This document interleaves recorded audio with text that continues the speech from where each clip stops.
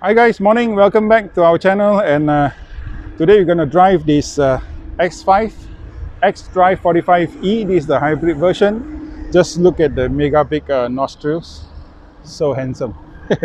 This is a size comparison between the X5 and also the GLC 250. So let's take a look. You can see that the X5 is so much bigger and more muscular compared to the GLC. So makes the GLC looks like a girl's car. Let's go.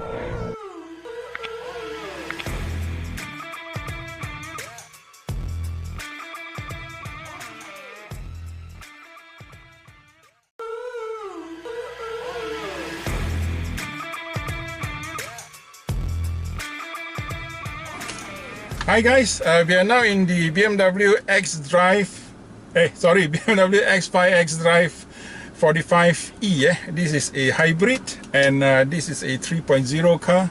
So we are just going to take a drive and see how it feels like. So let's go.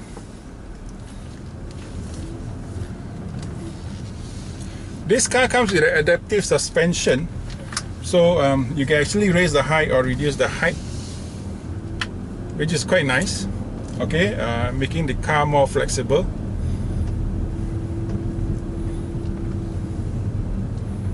We are recording this in Malaysia. If you are from elsewhere, do give us a like, a follow, and if you like us, do give us a sub. Thank you very much. So we are going to test this car at the B roads, the smaller roads first, before we go on to the highway. Okay, first off, the brakes are very grippy because it also comes with brake regeneration, because it's a hybrid, trying to consolidate the energy from the kinetic energy into the battery. So we are going to take a sharp turn here.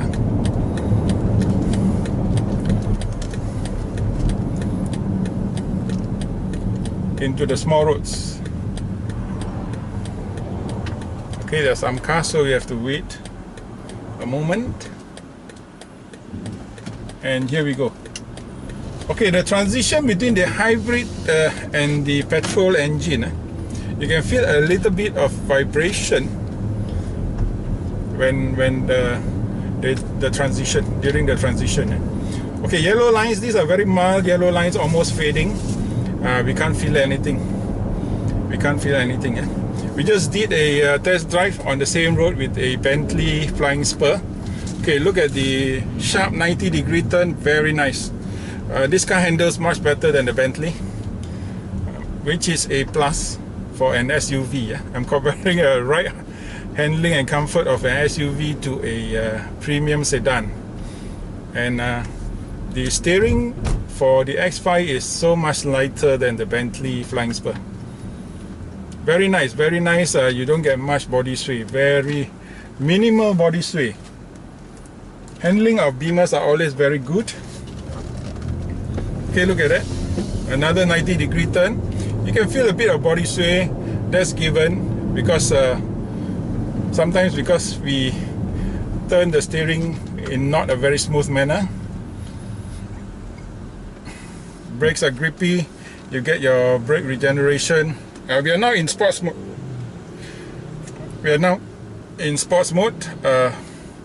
The car is very, very responsive.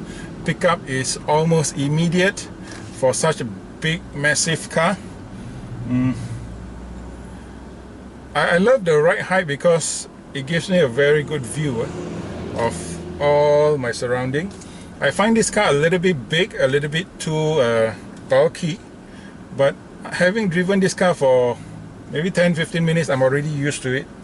So therefore, well, it's a livable and learnable car, in which if you don't drive in city centers, very tight, small streets, it's quite okay.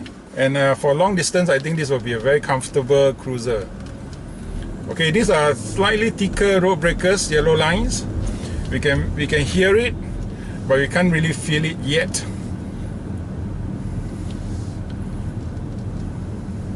Okay, let's see if we can pass. Yeah, we can. Okay, the car is just raring to go, Unfortunately, Cars in front are all so crowded, so we have to just get along with it, which also gives us a feel of how this car would react. But because I'm in sports mode, so in this I will turn to hybrid mode. I'm now in hybrid mode, so the car is a bit more sedated as compared to just now. Very sporty, very raring to go.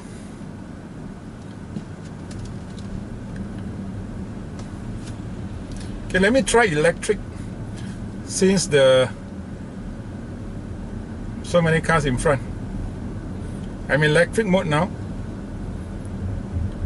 In fact, electric mode is much smoother without having to transition into petrol engine. The car is not so, what do you call it, jerky. Yeah, that's the word. Okay, these are thicker yellow lines. You can feel it slightly on the edge of the tires, but still very comfortable compared to a B, C, and D segment cars. Because this is an SUV, you are much higher to the ground. You don't really feel the vibration of that yellow lines. This car also comes with a heads-up display, displaying two things. One is your speed limit. The other one is what is your speed that you're moving at. Insulation is very good for this car. Occasionally you get those motorbikes with modified exhaust, you can hear a bit of exhaust noise. If it's just a normal motorbike with standard exhaust, you can't really hear anything.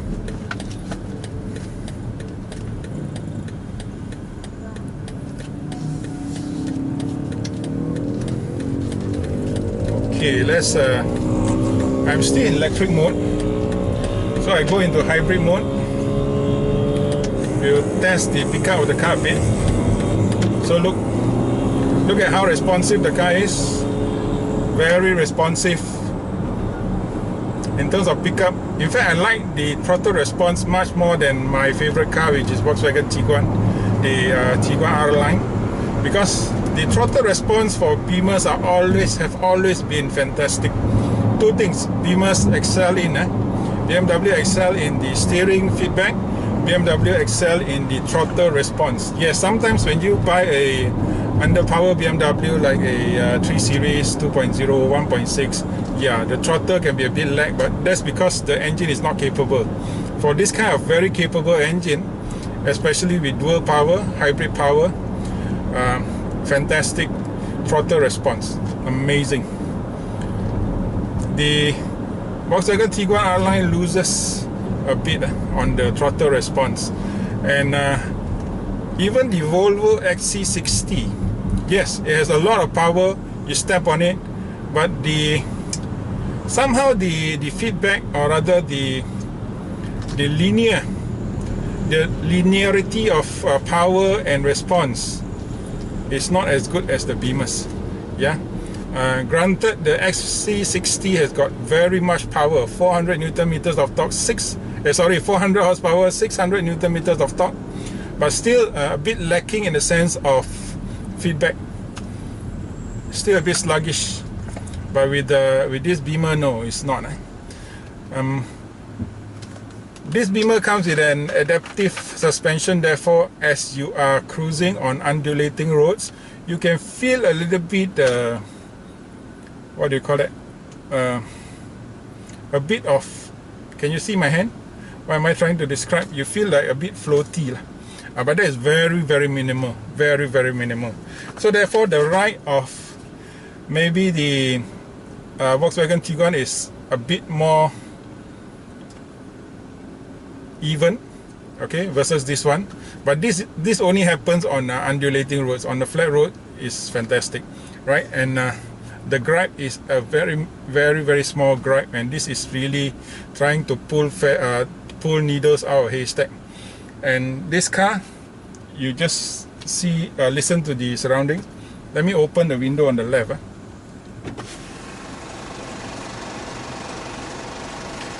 You can hear that there's actually a lorry at the side, but when I close the windows are up now, you can barely hear.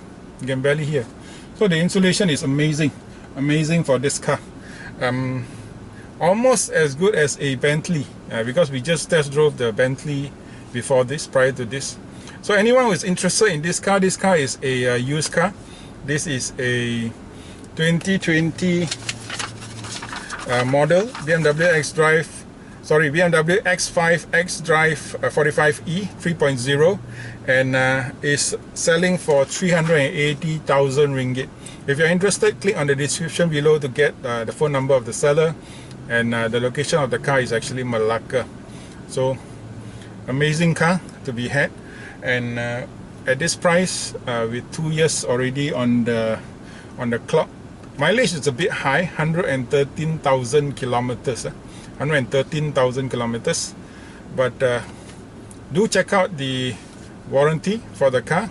It's supposed to have warranty until 2025 for this car, but I'm not sure about the battery, whether the battery is up to 150,000 or 200,000. You have to really verify, double check before you buy the car. But having said, in this car, I have a totally change of perception with regards to this car, because I thought, because the elder brother of this car, the Xdrive40e, has got a lot of sickness, so I would think that this car may have inherited some of the hereditary illness as well. So I hope not. Do check the forums to get a feedback. This car is only about 2-3 years old, so do check out the this model is only 2-3 years old, so do check out the forums to see what are the common complaints for this car before you buy it. At a 100,000 discount with a 2 years mileage, it probably may be worth the while. So do check it out yourself. Yeah, do a bit of research. And unfortunately I couldn't step on it, traffic is so bad, but this car is truly powerful. Yeah, very powerful. If you are a businessman thinking of buying this car, you should, okay, because this kind of cars will give you very good business mileage, very good status mileage, and it will do you a ton of good rather than bad. But only thing is, you must be able to be financially adequate to support this car. Okay, the maintenance, the whatever not. So even though the warranty is until 2025, do check out what it covers. Look at the 180-degree turn, very nice. Okay, now, oh, see, I'm powering the car and the tray plate has dropped. So powerful, really so powerful. And you don't mess around with this kind of car. Despite the big size, the heavy weight, this car can still pull. So friends, if you are a businessman, you should get this kind of car rather than get a normal typical 300,000. What can you get? You probably want to get a Mercedes. Yes lah, boring lah, GLC, you know. But this is a X5 Xdrive45e, a totally different animal. As you can see from the beginning of the video, the size itself has already the size itself speaks volume, and you get that sense of presence. Yeah. If some of you are a very good driver, you should buy this. Like me, having passed the hill, I will not attempt to buy this kind of cars because it's too big for me. Too big to handle, especially if I hang around those kind of small roads in KL. I surrender. I truly surrender. So look at the reverse camera. I just give you a look. You can see, shows the back, and then there's a 360. You can choose what view you want. You can go down to the side. Yeah, it gives you an animated view. You can go down to the right side. You can have a 3D view of the parking. Okay, you're now in the front. You can see the 360. Really, this car comes with a whole host of technology, gesture control to turn on the radio and everything else. See? I did not touch any button, as demonstrated earlier. So it's amazing. So I'll see you in the next video. Don't forget to like, share, subscribe, and comment. Tell us what you'd like to see, what we have missed in our video. It's been such a long time since I last actually reviewed a car in English. I apologize for my lack of words and vocabulary. I will try to improve along the way. And thank you very much for your support. See you again in the next video. Goodbye.